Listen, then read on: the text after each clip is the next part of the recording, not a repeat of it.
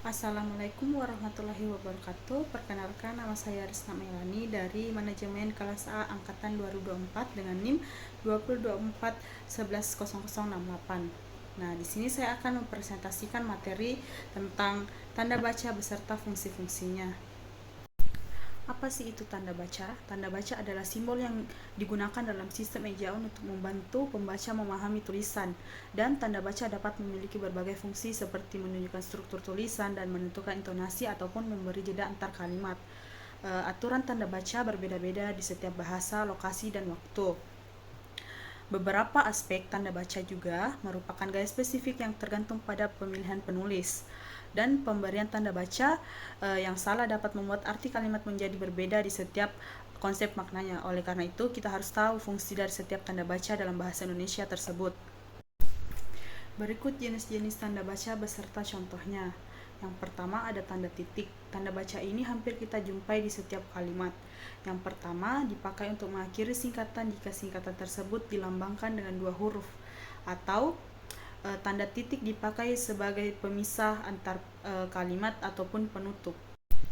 Dan contohnya ada AN untuk atas nama, namun jika singkatan tersebut dilambangkan dengan 3 huruf, tanda titik cukup ditambahkan sebagai penutup saja. Yang kedua, dipakai untuk membatasi singkatan pada gelar sarjana dengan bidang yang diambil, contohnya S.Hum yang merupakan sarjana humaniora.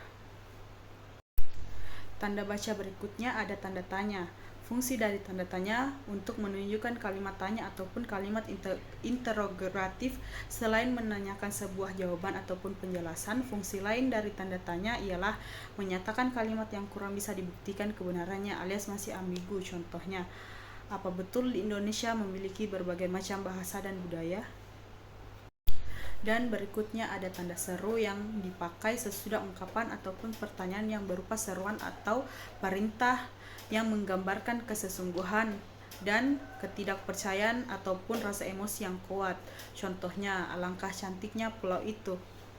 Selanjutnya ada tanda koma. Tanda koma pada umumnya digunakan untuk memisahkan beberapa bagian dari suatu kalimat atau memisahkan anak kalimat dari induknya. Contohnya, karena budaya pekertinya baik, ia mempunyai banyak teman. Dan selain itu, tanda koma juga bisa kita gunakan untuk sebelum kata penghubung ataupun kata lain yang perlu didahului oleh tanda baca koma. Adalah melainkan, sedangkan, tetapi, bahkan, kecuali, padahal, sementara, seperti, yaitu, dan yakni. Dan tanda baca berikutnya ada tanda titik koma. Tanda titik koma dapat kita pakai untuk memisahkan bagian-bagian kalimat yang sejenis dan setara.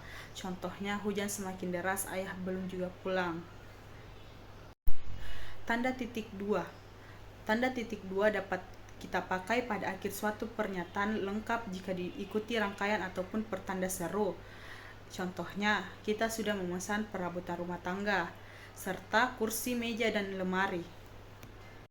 Dan berikutnya ada tanda hubung. Tanda hubung kerap kali digunakan untuk merangkai kata yang terpenggal oleh pengganti baris. Selain itu juga, tanda hubung juga digunakan dalam menyambung kata ulang, contohnya kupu-kupu atau mobil-mobilan. Dan tak hanya itu, masih ada beberapa fungsi lain dari tanda hubung, yakni untuk merangkai kata bahasa Indonesia dengan bahasa asing maupun bahasa daerah, contohnya mendownload ataupun mengupgrade. Selanjutnya ada tanda pisah. Penggunaan antar tanda pisah dan tanda hubung tentu berbeda.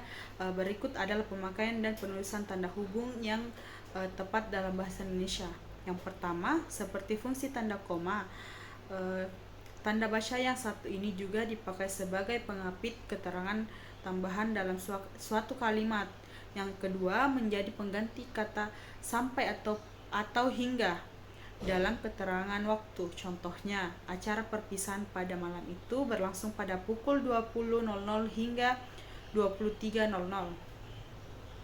Berikutnya ada tanda petik.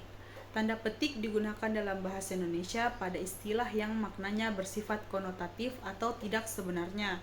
Contohnya, hakim dilarang menerima amplop dari terdakwa. Dan berikutnya ada tanda kutip. Tanda baca yang satu ini sebenarnya adalah penggunaan ganda dari tanda petik. namun fungsinya berbeda dari tanda petik. Beberapa pemakai tanda kutip yang tepat menurut kaidah kebahasaan Indonesia adalah sebagai berikut. Yang pertama, ada tanda kutip dipakai untuk mengapit judul rubrik, judul makna, dan bab buku serta judul karangan lain yang belum diterbitkan. Contohnya, skripsinya berjudul Analisis Perbandingan Lagu Anak Dulu dan Sekarang. Dan ada tanda garis miring. Tanda baca yang satu ini memiliki peran penting dalam persuratan, yaitu menjadi pembatas dalam nomor surat. Selain itu juga, pada dasarnya fungsi tanda baca ini adalah pengganti kata tiap atau. Dan berikutnya ada tanda kurung. Tanda kurung mengapit tambahan keterangan ataupun penjelasan. Contohnya, para mahasiswa sibuk mempersiapkan PKM atau program kreatif mahasiswa tahun ini. Tanda kurung siku. Tanda kurung siku berfungsi untuk mengapit huruf ataupun kata kelompok. Kata sebagai koreksi atau tambahan pada kalimat atau bagian kalimat yang ditulis orang lain. Tanda itu menyatakan bahwa kesalahan atau kekurangan itu memang terdapat dalam naskah aslinya.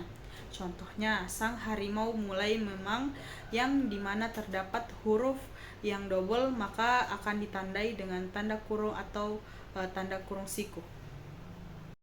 Baik, bisa kita simpulkan bahwa setiap tanda baca memiliki fungsi dan artinya masing-masing. Jadi kita harus teliti lagi jika ingin menggunakan tanda baca, jangan sampai salah menggunakan dan penempatannya. Sekian dari presentasi saya.